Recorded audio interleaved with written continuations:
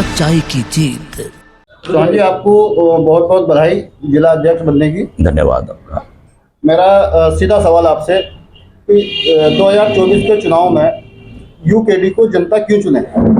2024 के चुनाव, जो लोकसभा का चुनाव आ रहा है, जनता इस समय त्रस्त है भाजपा और कांग्रेस से। दिल्ली और नागपुर के रिमोट कंट्रोल से चलने वाली पार्टियां इस समय जो है इतना भ्रष्टाचार इन्होंने फैला रखा है कि हर ब्लॉक स्तर पे ही भ्रष्टाचार शुरू हो जाता है।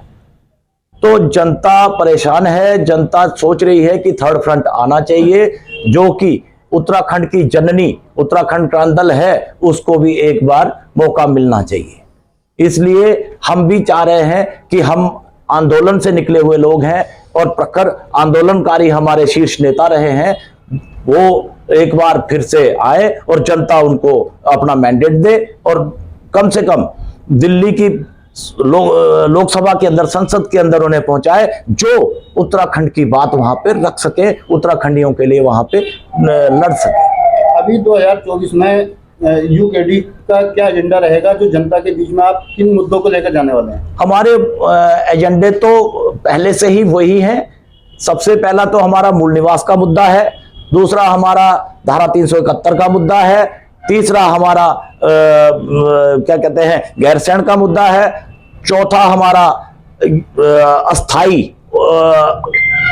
का मुद्दा है, पांचवा हमारा शिक्षा, स्वास्थ्य और पहाड़ के अंदर राजधानी जो है पहाड़ की होनी, पहाड़ में होनी चाहिए। हिमाचल की तर्ज में हमें उत्तराखंड मिलना चाहिए। परिसंपत्ति का बंटवारा हमारा होना चाहिए। परिसीमन जो है वो प्लेन में जनमानस के आधार पे होना चाहिए और पहाड़ के अंदर भौगोलिक आधार पे होना चाहिए। ये बड़े मुद्दे हैं हमारे। और हमारे जो बेरोजगार हमारे युवा साथी हैं, हमारी मातृशक्ति बहनें हैं, उनको रोजगार सर्जन कैसे हो, पहाड़ के अंदर हमारा विकास कैसे हो, हम इन मुद्दों को लेकर के हम लोकसभा में जाएंगे। एक यूकेडी क्रांति दल से जुड़ी पार्टी है, तो क्या कारण रहा जो जनता आज तक यूकेडी को तवज्जो नहीं दे पा रही? हम संसाधन विहीन पार्टी हैं। हम हमेशा आंदोलन में रहे, आंदोलन करते रहे। हमें ये पता नहीं कि भ्रष्टाचार क्या होता है। हमारे किसी भी दल के मेंबर पर, चाहे विधायक भी रहे, चाहे मंत्री भी रहे, चाहे कोई भी रहे, उनके ऊपर एक भी भ्रष्टाचार का आरोप नहीं है।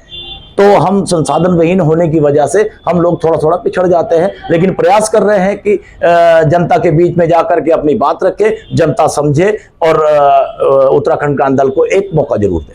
अभी हल्द्वानी में एक बहुत बड़ा दंगा हुआ है, उस दंगे को यूकेडी किस नजर से देखती है? उत्तराखंड क्रांति दल हल्द्वानी का जो दंगा हुआ उसको एक राजनीतिक तौर पर देखती है। उसको एक सत्ताधारी पार्टी ने राजनीतिक रंग देने का प्रयास किया, जो कि वो सफल नहीं हुए।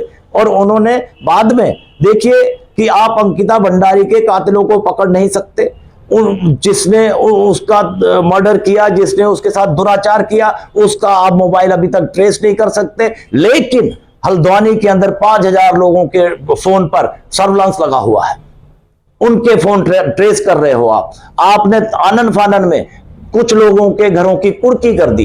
ये राजनीति है, सरासर राजनीति है, और ये बहुत बड़ा दुर्भाग्य है इस उत्तराखंड का।